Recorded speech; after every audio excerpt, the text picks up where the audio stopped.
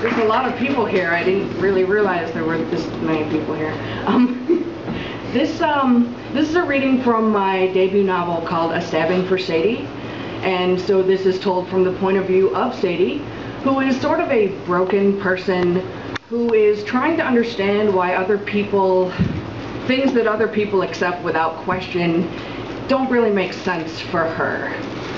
So this is Sadie. She says, "You know what I always thought? I heard a few years ago about this guy who did a murder during a riot, something about civil rights, and his lawyer said he had black rage from everybody picking on him for, you know, being black or whatever. And they had made him so oppressed and sad that when he finally killed someone, it was just too bad for them. Sometimes you just get pissed off enough from being treated bad that you had to bust out and do a murder. The jury didn't convict him, they let him go." I thought about that for a long time. Everybody was talking about it. People were getting angry on one side or another.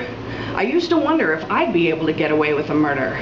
I do have a long and glorious history of mental illness, even before my head-thumping diagnosis. And after a lifetime spent as a fat girl, I think I know a thing or two about how it feels to be treated like less than a person in public. Is it not enraging to be followed around stores in the mall as if you have no business being there? Is it not infuriating to hear sneers from cars going by, or to have bus drivers make wisecracks when they go past your stop? I thought she could use the walk. I'd be lying if I didn't say that some of that didn't make me mad enough to kill.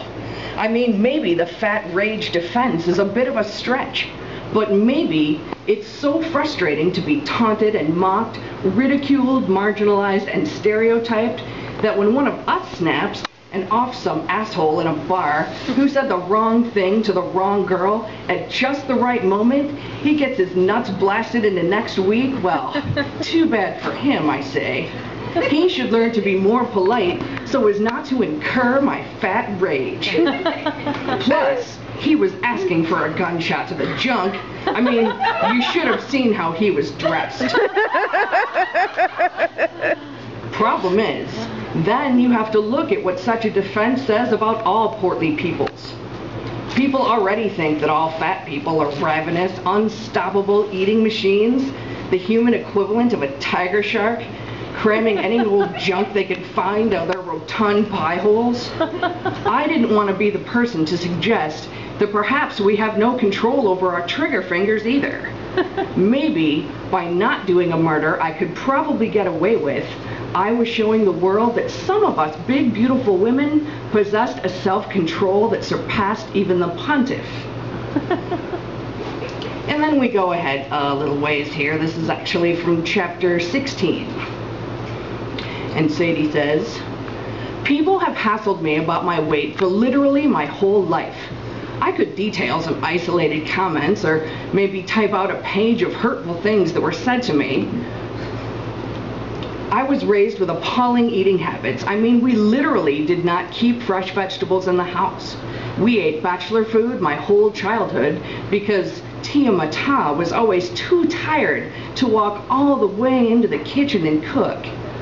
Frozen fish sticks and one can of beans split among 5 people. It wasn't like we were poor. There was a new TV in the house every other year, but no money to spend on proper nutrition.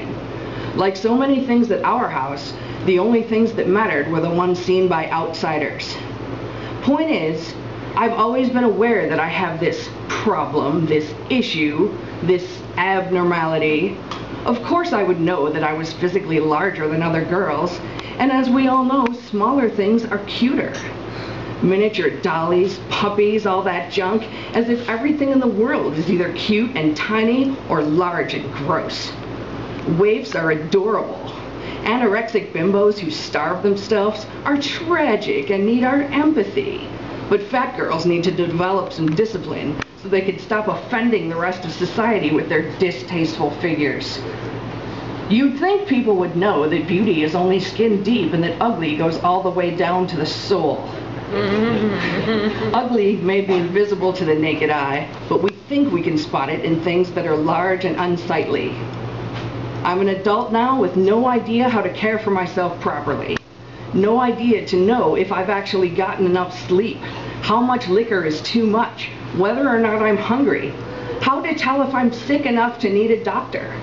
I'm a grown-up woman who doesn't even know the simplest things that everyone else seems to know. Out in the world, I was every bit the wreck that I was every bit a wreck that they had promised I would be. And unlike anyone else I knew, I didn't know who to call for help. Depression has a clever affectation. It's the little voice that says, why make the effort, when in the end we'll all be dead and the people who knew us will go through our stuff, looking through our clothes, our CDs, books, and correspondence, perhaps finding out new and terrifying things about us after we're no longer around to explain our side. Things kept as mementos of times that ended forever ago, boxed up for charity, for greed, for sale on the internet. In the end, our lives are just the sum of things we own and what anyone remembers. In the end, nothing matters and it's all about things. That's what depression says. So why bother torturing yourself with anything as useless and stupid as a diet? It's an uphill battle. I could lose 50, 100 pounds and still be fat, so why bother? So simple-minded people will like me better? No thanks.